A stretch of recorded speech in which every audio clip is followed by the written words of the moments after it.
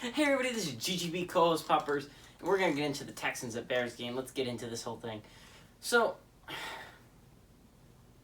this one's a tricky one. So, the Texans looked good, and it was a heartbreaking loss for me.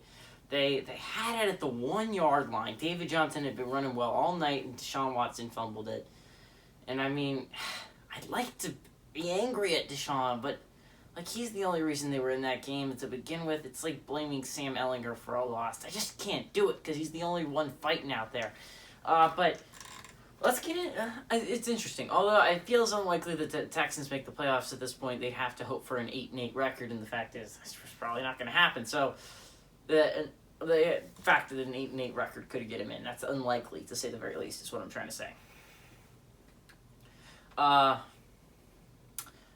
But Houston played well enough to win in that game, and that was against the Indianapolis Colts, a team that's looked really good this year.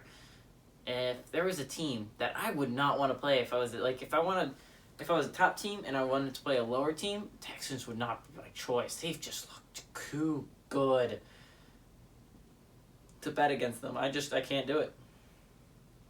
But then on the other hand, I watched the Bears last week, the Bears-Lions game.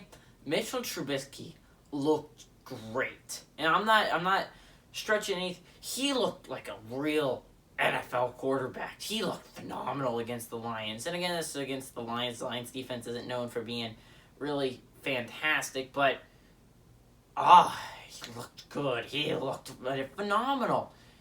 I think he carries that into this week.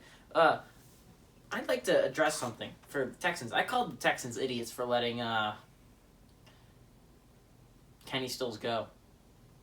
Morons, I said.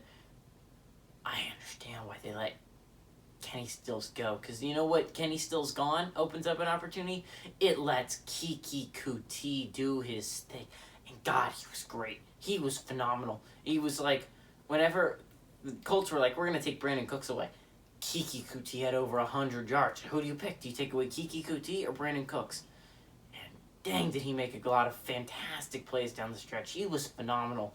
A big thing I'm worried about in this game is David Johnson tested positive for COVID, and we've all seen the running game with David Johnson and without David Johnson. The fact is, without David Johnson, that running game's crap. By the way, for Chicago, the offense looks good.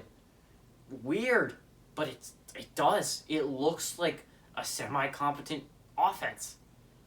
Trubisky looked good last week. Better than Foles, to be 100% sure. You have David Montgomery looked like a franchise running back. He was making some great cuts. The only thing that they did wrong was the 4th and 1 play call to run the ball. That was being conservative, considering how well Mitchell Trubisky had been slinging it around. I think Mitchell Trubisky will continue that into this game, but I think he'll get into a shootout, mainly because I just don't believe in the Texans' defense to stop anybody. But I think Texans end up winning this one in a shootout. Give me a 5-8 record for the Texans.